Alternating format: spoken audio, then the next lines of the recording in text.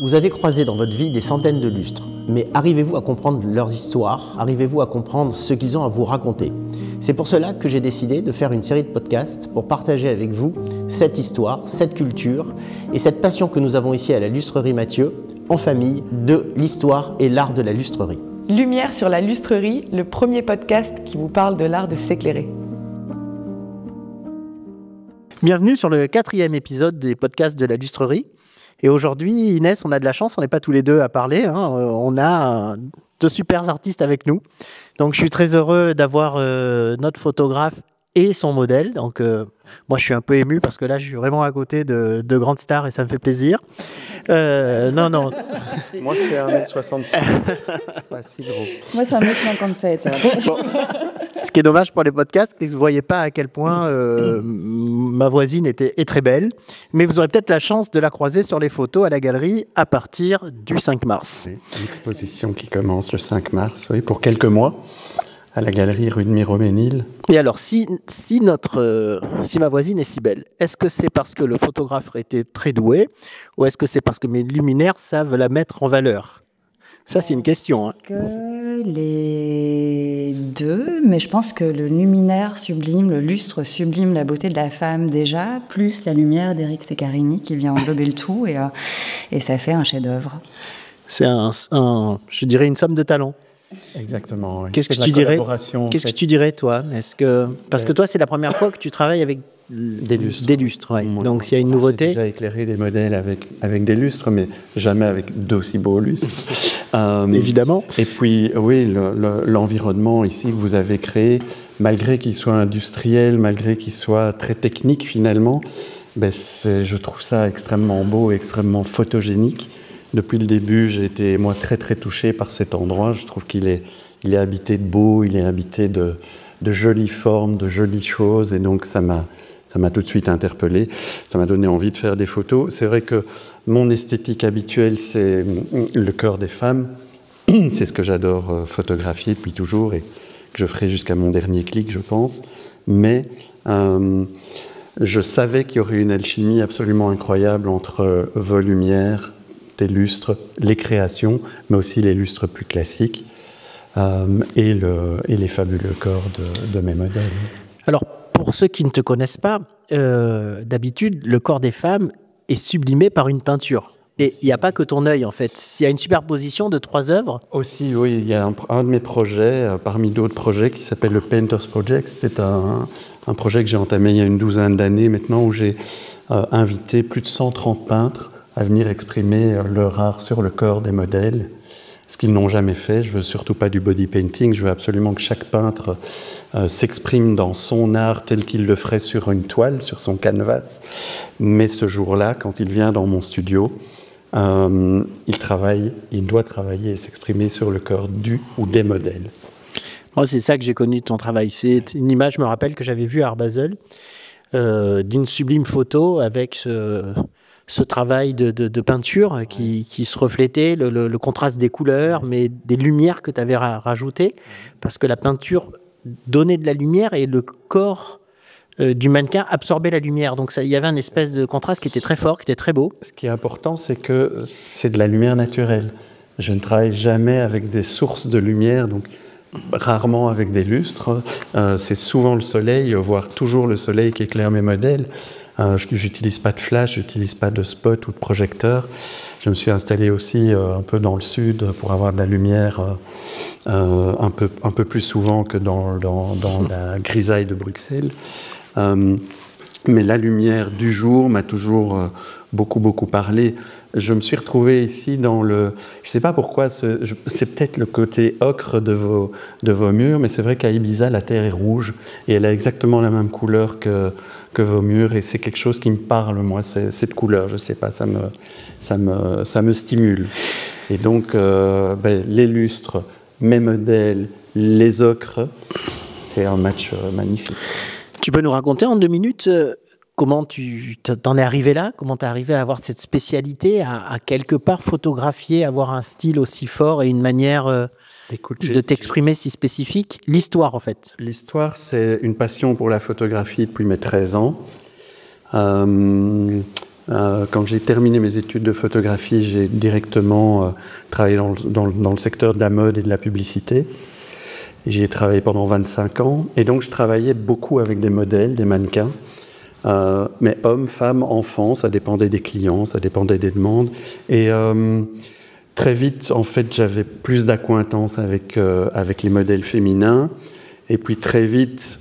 je me suis un peu spécialisé dans des images veloutées, très douces. Je travaillais beaucoup au grand Polaroid, à la chambre technique, toujours en lumière naturelle déjà.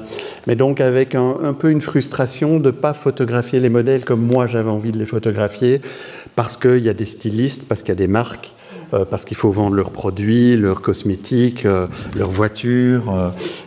Et donc, je m'organisais toujours pour faire quelques photos en plus qui étaient peut-être déjà un peu plus artistiques. Il se fait qu'après 25 ans, j'en ai eu vraiment assez. J'avais fait le tour de la profession. Et je me suis dit, bon, maintenant, je me lance dans mon côté créatif, artistique, puisqu'il y a des gens qui y sont sensibles.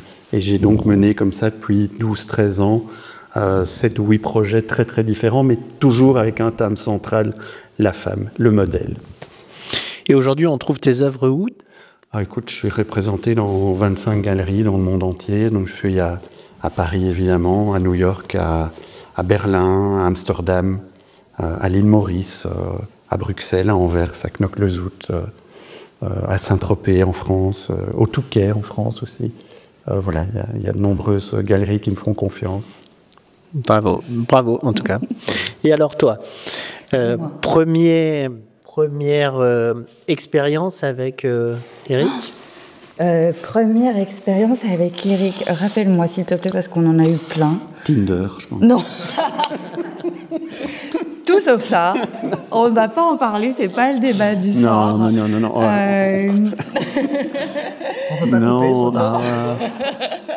On s'est rencontrés chez une amie comédienne qui s'appelle Carole Weyers, qui n'est pas très loin de nous d'ailleurs, qui est avec nous ce soir. Et puis, je ne sais pas, on a eu envie très vite de travailler ensemble, de shooter ensemble. Et ça fait, je ne sais pas, on avait essayé de calculer 15 ans. Ouais. Oui, 13 ans en fait qu'on travaille ensemble. Et donc, on a fait beaucoup de campagnes ensemble d'abord, aussi, avant de faire de l'artistique. En fait, on a shooté pour Chopard ensemble, la marque de joaillerie Chopard. Ils sont venus à Ibiza. Les bijoux. On a fait du chocolat ensemble, on a fait plein de choses. Ouais. On a fait plein de choses. Oui, on a fait beaucoup de voyages, mais c'était d'abord dans la partie, on va dire, professionnelle de la mode et de la cube. Et puis on s'est retrouvés, j'ai appelé Lydie pour les projets artistiques aussi, qu'elle fait divinement bien. Et donc, as-tu été peinte ? J'ai été peinte à plusieurs reprises, et aujourd'hui aussi d'ailleurs. Donc, c'est un exercice assez particulier parce que on a toujours cette idée du tableau sur une œuvre, enfin sur un papier plat, et là finalement c'est une peinture qui prend vie et qui prend forme sur la chair et sur le corps de la femme. Et puis qui bouge et qui craque et qui coule. Donc c'est une toute autre approche. Donc j'ai vécu ça aujourd'hui avec Eric et Christophe, un de ces artistes qui n'est pas loin non plus. Donc c'est très agréable. De nouveau, c'est de l'ordre de la sublimation du travail de l'artiste. Donc on n'est pas une toile, on est une personne avec ses émotions, sa chair, ses mouvements, et on vient apporter une autre consistance à son œuvre. Donc c'est un travail de 3 artistes ensemble en soi. C'est collaboratif. Donc, oui, de nouveau, à chaque fois, comme pour votre projet que vous avez fait. Oui, moi j'adore ça en fait. Quelque part, avec nous, l'artiste t'a recouvert de lumière. Et l'artiste, je ne sais pas si c'est moi, c'est peut-être le lustre en fait, parce que le lustre dans lequel tu es, c'est moi qui l'ai dessiné. Mais c'est sa lumière qui sublimait ton travail, ton corps, toute cette harmonie. En plus, c'était assez amusant parce que quand tu es dans le lustre Atmosquare, qui est un rectangle en quartz, donc il y a cette diffusion de la lumière à travers le quartz, mais il y a aussi une rupture entre la ligne droite très stricte de ce rectangle et puis la courbe féminine, et tu n'en manques pas, qui fait ce contraste et qui Ça fait un petit côté, il y avait ce côté facile en première vision de dire c'est encadré par le lustre, mais un petit peu plus parce que je dirais que les courbes sont sublimées ou le relief de l'ombre, de la lumière qui crée... Donc là, je suis sûr que vous avez tous envie de voir la photo. Il faudra venir le 4, non, le 5, pardon, parce que le 4, on accroche. Et... le 5 mars. Pour voir cette photo et comprendre comment tu as pu remplacer la peinture par de la lumière et garder ce style qui était très particulier, parce que c'est vrai qu'au début, quand tu m'as dit moi je rêve de mettre des mannequins dans tes lustres, moi dans ma tête j'imaginais que j'allais avoir du tissu, tu sais, puis le mannequin qui descend dans le lustre à l'envers, posé, peut-être d'image que j'ai du mannequin dans le lustre, et en fait pas du tout. Ça a vraiment respecté ton travail, donc quelque part tu as et à la fois habillé le mannequin ou peint le mannequin avec la lumière. Et donc, c'était ça qui était une continuité de ton travail. Mais je dirais aussi, quelque part, tu as aussi habillé le mannequin avec mes lustres. C'est-à-dire qu'à un moment, mon lustre se confond comme un chapeau, comme une robe, comme un éventail. Et ça, c'est assez sublime parce que j'avais jamais pensé à superposer un corps humain avec une forme de cloche ou de boule qui pouvait être en fait un corset ou bien un lustre qui devient un chapeau ou une auréole. Et la manière dont tu as marié ça, on a l'impression que c'est naturel, quoi, que c'est cette superposition. Et on le dit, tu t'es mis là, le mannequin, la lumière, et toi, c'est pas retouché, on n'a pas fait copier-coller pour mettre la robe devant, etc. C'était des moments que moi j'ai vécu parce que certains, j'étais là, j'ai vu. Et en fait, ce que j'ai vu n'est pas ce que je vois maintenant au mur, et ça, c'est assez magique. C'est l'œil du photographe emmène vraiment, c'est le tableau, quoi. C'est comme quand on commence à peindre quelque chose et qu'on esquisse sa forme sur la toile blanche. Toi, quelque part, tu voyais le tableau fini, ou c'est je voyais le tableau instantanément. En fait, avant même d'avoir déclenché, je voyais déjà les photos au fur et à mesure qu'on avançait. Mais si tu as assisté à certaines des prises de vue, tu as dû voir aussi que j'étais pas très directif. Je laissais les modèles finalement même se styliser elles-mêmes, parce que j'avais pris quelques accessoires, mais elles venaient plus ou moins habillées comme elles le voulaient. Mais aussi, je les laissais peut-être... Oui, j'avais choisi tel ou tel lustre, mais j'imposais pas. Non, tu n'imposes pas. Et donc, il y a un mot très important pour moi dans mon travail aussi, c'est le côté naturel. J'ai pas envie de trop fabriquer les images. J'ai envie que justement les gens ressentent une espèce de légèreté, d'évidence. Et j'ai pas envie de stresser mon modèle, j'ai pas envie Exactement. Et c'est ce qui se ressent dans le travail sur la photo, excuse-moi, mais c'est vraiment ça, je pense, qui fait la magie du travail d'Éric, c'est qu'en fait, on est en sécurité avec lui. Il a une forme de douceur et de bienveillance par rapport à ses modèles qui fait que nous, cette mise à nu, parce que c'est une véritable mise à nu, donc ça demande quand même un peu de courage de se déshabiller, et puis c'est une expression d'une vraie liberté, mais qui ne se donne pas à tout le monde. Et du coup, avec Éric, en fait, c'est de cet ordre-là. C'est qu'on est dans un cocon de sécurité. Et donc, il n'y a rien qui est imposé. C'est toujours un échange, une communication entre lui et moi, ou lui et son autre mannequin, et qui aboutit à ce résultat. Et je pense que c'est là-dessus, en fait, que la douceur émane aussi de tes photos. C'est de tout le travail qu'il y a derrière et de toute cette douceur et de ce relationnel qui s'installe dès le départ.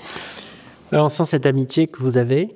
Là, dans le coup qui est ancienne, mais j'ai vu avec des autres modèles aussi, qui fait qu'elles te font confiance, mais toi, tu leur fais confiance. C'est-à-dire qu'en les laissant se mettre comme elles ont envie, je dirais que le côté féminin, tu ne l'apportes pas, tu le captes. Ouais. Et votre côté féminin, vous l'offrez au photographe, et toi, tu arrives à trouver le moment où il se superpose avec la lumière, la peinture. J'essaie de capter un petit peu de vos âmes aussi. Oui, mais complètement. Dans les regards, ça se ressent, je trouve. Mais parce que tu nous laisses nous exprimer, en fait. Et que vous avez l'air de vous sentir bien quand on est ensemble. Ouais. Par contre, il y en a une qui était pas sage. Parce qu'il y en a une que tu as mis en cage. C'est vrai. Ah bon, ça je savais pas. On va en reparler après. Non, mais je t'assure. À un moment, il y avait une très belle lanterne Louis XV, là, qui allait d'ailleurs au château de la Muette. Et je ne sais pas comment, une jeune fille est rentrée dans la cage, et dans la cage de la lanterne, nous on appelle ça cage, c'est pour ça. Et c'était assez magnifique, un mélange de Chanel numéro 5, tu te rappelles, avec l'oiseau, un mélange de la robe, un peu à la Paco Rabanne, parce que quelque part, elle avait cette très jolie fille avait la même taille que la lanterne, donc quelque part aussi la lanterne lui servait de manteau ou de robe. Et ça, c'était aussi une belle photo. J'espère qu'on parle de très belles images qui donneront envie de venir les voir parce qu'elles sont magnifiques et elles sont beaucoup plus belles que ce que nos auditeurs peuvent avoir en tête aujourd'hui. Vraiment. Moi, c'est pas la première fois que de très bons photographes viennent à la lustrerie parce qu'ils sont toujours intrigués par cette lumière chaude de nos ampoules, par les flammes, par l'ambiance de la lustrerie la nuit qui est vraiment magique. Et en fait... là, ton travail à toi, il ramène une autre dimension. Et c'est vraiment magique parce que, quelque part, le lustre seul et l'architecture, on la connaît, cette image de la lustrerie. Et de ramener une voiture, encore des images avec des voitures sous nos lustres, il y en a eu beaucoup, beaucoup avec les grandes expositions que l'on a faites. Mais là, avec une âme, en plus, il se passe quelque chose de vraiment différent. Et c'est ça, je trouve, qui rend cette exposition unique et la troisième personne, on sent bien que moi, je peux ramener le lustre, ramener la voiture, me retrouver de nuit et refaire l'image. Mais les images que tu as fait toi, non, c'est un moment capté de deux êtres, de vous, au moment où cette lumière, elle sublime. Et c'est très amusant parce que très souvent, je parle au public qui m'achète des lustres du côté éphémère de notre lumière. Et aujourd'hui, le public n'a plus du tout cette idée en tête. C'est-à-dire qu'aujourd'hui, on appuie sur un bouton et les 200 ampoules du lustre, elles sont éclairées. Surtout avec notre flamme, notre bougie qui est magique. Et on restitue cette image de la bougie. Sauf qu'à l'époque, pour avoir 200 bougies, il fallait que tu montes sur la table ou que tu descendes le lustre, que tu éclaires toutes les bougies. Déjà que tu les payes. On les accrochait à l'époque. En fait, on accrochait toutes les mèches des bougies avec ce qu'on appelait de la poudre à canon, et on allumait, et ça faisait vroom, et tout s'éclairait d'un coup. C'était magnifique, il tombait rien sur la table. Moi, j'ai vécu ça plusieurs fois, c'était vraiment magnifique. Sauf que cette lumière magique, que ce moment magique, il était très éphémère. Parce qu'au bout d'un moment, ça allait circuler, c'était fini, et c'était parti. Et donc, ça crée cette émotion. Et aujourd'hui, malheureusement, à cause du fait qu'on donne ça pour rien, sans effort, entre guillemets, en appuyant simplement sur un bouton, eh ben, l'émotion s'en va. C'est comme écouter du Bach ou une sublime musique une fois avec quelqu'un qui le chante pour toi, ou bien avoir un CD qui le joue en boucle. Si tu veux, au bout de 10 fois, tu l'entendras plus. Et toi, tu es arrivé à me recapter cet instant. Parce qu'en ramenant une âme, un être humain, le corps d'une femme, mais surtout l'âme, comme tu viens de le dire, en fait...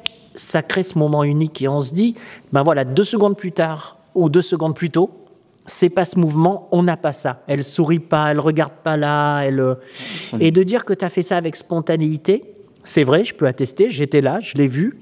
C'était pas la photo où tu bouges pas et toi tu te gèles pendant 2 heures, et tu bouges pas, attends, mets l'ombre là, bouge le spot, Non, pas du tout. C'est arrivé en douceur. Et cette douceur, je pense on la voit aujourd'hui dans la photo. Parce que vous souriez d'une manière où on sent que c'est pas forcé. C'est pas le sourire pour une pub de dentifrice, quoi. C'est un moment qui vous plaît, un moment que vous nous offrez, voilà, un moment de communion, parce que de la nudité aussi fait que on n'a pas ça tout le temps. Et ce moment que vous nous offrez est magnifique. Et quelque part... moi, ce que j'ai envie en ouvrant cette exposition au public, en ouvrant la lustrerie à ce genre d'exercice, c'est de partager avec le public mon œuvre, mes lustres, ton âme et ta beauté, et ton talent pour en faire quelque chose qui après va perdurer et quitter la lustrerie pour se retrouver rue de Miromesnil et j'espère très vite dans de très beaux salons, de très beaux bureaux. On peut finir avec ça. Et aussi un sublime catalogue. Donc, avec une équipe, alors je te laisse en parler, une équipe super dont on peut parler 2 minutes parce que je les ai rencontrés grâce à toi et ils sont en train de faire un livre sur la lustrerie, donc tout va bien. Donc les modèles de la lustrerie seront quand même nettement moins jolis que les modèles que l'on a dans ton catalogue. C'est pour ça qu'il faut avoir les deux, il faut absolument acheter les 2 catalogues. Donc parle-nous du catalogue. Mais écoute, au bout des 7 nuits, je me suis dit que simplement des photographies accrochées à un mur, c'était déjà très très beau et très très bien, mais j'ai eu envie d'en faire un livre aussi. Et donc j'ai appelé mon ami John chez Escourbiac, l'imprimeur, qui a quand même été 3 fois meilleur imprimeur de France, qui édite des livres d'art absolument exceptionnels, qui ont eux aussi une envie de réussite, d'excellence, de beauté dans tout ce qu'ils font. Et donc, j'ai montré mes photos, je leur ai dit que j'avais envie de réaliser un livre. Ce livre est quasiment terminé, imprimé. L'impression a eu lieu hier, du côté de Gaillac, en France. Et on va y rajouter un bel écrin. Et donc, il y a une 60aine de pages de photographies, préfacées par tes bons soins, d'ailleurs. On se plonge vraiment au fur et à mesure qu'on tourne les pages du livre, on comprend tout ce que tu viens de décrire et on est vraiment plongé dans cette atmosphère d'esthétique, de chaleur, de beauté, d'instantanéité et de moments qui ne se reproduiront plus jamais, mais qui sont là, arrêtés dans page après page. Je crois que c'est vraiment ça qu'il faut dire, parce que quelque part, tu nous permets de partir avec un de ces moments merveilleux et les accrocher au mur. Et là, il faut en choisir un. Et c'est pas facile. Il faut choisir un lustre, un modèle. Je peux vous dire, c'est compliqué. Et puis, avoir ce culot d'aller accrocher ce moment de vie extraordinaire, noir, éclairé, assez sombre, au mur de sa maison. Et grâce au catalogue, quelque part, tu pars avec tous les autres que tu n'as pas achetés, que tu n'as pas choisis, et tu peux comprendre, partager aussi avec tes amis pourquoi cette photo, ce modèle, ce moment est aussi extraordinaire et fait partie de ces 7 jours, et ça nous permet de partager avec toi, de vivre ces 7 jours, même pour les personnes qui n'ont pas eu la chance, comme moi, de me retrouver ici. Qu'en penses-tu, toi, du catalogue ? Il m'a époustouflée d'une certaine façon. J'ai trouvé qu'il y avait quelque chose de l'ordre du film, du cinéma. C'est des images très cinématographiques, avec un contraste de chaud, de clair-obscur. C'est très sensuel, c'est très fort. Les lustres sont à tomber par terre, les modèles aussi, les images aussi. Et alors, ce que j'ai beaucoup aimé, étonnamment, c'était le fait qu'il y ait aussi des photos de détail des lustres. Et pas uniquement le modèle, le lustre, les deux ensemble, mais parfois juste, voilà, comme ça. Ça, ici, on a la photo d'une goutte. Et je trouve ça extrêmement sensuel, alors que ce n'est c'est un très beau lustre, pardon, mais je trouve ça du coup extrêmement sensuel. Donc j'ai aimé aussi ce rythme qui n'était pas constant et répétitif, avec des moments de silence et une page noire. Ça respire et en même temps c'est chargé d'émotions, c'est très bien. Voilà. Bon, pour finir, et juste, moi je rebondis sur ce que tu dis, ça me fait plaisir, parce que tu vois, je le replacerai, ça. Le mot sensuel, moi je n'aurais jamais osé le dire pour mes lustres, mais je le ressens, moi. C'est comme une carrosserie d'automobile que je trouve sensuelle, mais j'ose pas le dire parce que je me dis que je vais bien trouver quelqu'un pour me reprendre et me dire qu'on ne dit pas ça. Et en fait, je trouve que les courbes de nos lustres ont une certaine féminité et une sensualité. Et que, tu vois, je m'inspire de la nature, je m'inspire et quelque part, le chef-d'œuvre de la nature, c'est peut-être le corps humain, avant même les lustres, on est d'accord, et qu'on arrive à le magnifier et à le comparer quelque part, à le mettre en parallèle grâce à toi. Et je peux dire, peut-être pour finir, si on me dit qu'est-ce que ça m'aura rapporté de faire ça, eh ben, c'est cette nouvelle vision d'assumer que les courbes de mes lustres ont cette sensibilité, sensualité, et que j'espère que les personnes qui regarderont les lustres maintenant le regarderont en acceptant de se dire il y a de la sensualité. Merci pour ce mot que je réutiliserai Parce que tu sais, c'est difficile. Ce qui est difficile, c'est que pendant très très longtemps, les gens ont acheté des lustres pour s'éclairer. Et c'est ce qui a fait que les lustres n'ont plus du tout été à la mode, parce qu'un lustre, c'est pas fait pour s'éclairer. Un lustre, c'est fait pour magnifier un moment, pour créer une émotion. C'est un chef-d'œuvre, alors que pour s'éclairer, il suffit d'avoir une bougie posée par terre ou une ampoule, et ça suffit largement. Donc moi, je donne toute cette sensibilité, cette sensualité aux gens. J'essaye de la partager justement en ouvrant la lustrerie au public. Et je suis très heureux de temps en temps de rencontrer de très belles personnes comme vous qui permettent, en appuyant sur un bouton, de la figer et de la donner à beaucoup de gens qui n'ont pas eu la chance d'être avec nous et de l'offrir et d'offrir cette exposition. Et puis que certains chanceux puissent partir avec une de tes œuvres ou le catalogue, et comme ça de continuer dans ce partage et dans cette beauté. Donc sensualité pour les lustres, c'est un nouveau mot que je vais mettre au catalogue de la lustrerie Mathieu. Grand merci Régis, Inès, toute la famille de m'avoir accueilli comme ça et de m'avoir autorisé, laissé les clés de la factory. Moi, j'ai toujours envie d'appeler ça la factory ici, parce que quand je suis venu quelques fois en journée où je voyais les gens à l'œuvre, c'est incroyable, quoi. C'est magnifique ce que vous avez fait. Donc, grand merci. Merci à toi, et merci à toi. Merci à vous. Pour ta générosité et pour la beauté de ce que vous avez fait. Que du bonheur. Cognac G, à bientôt.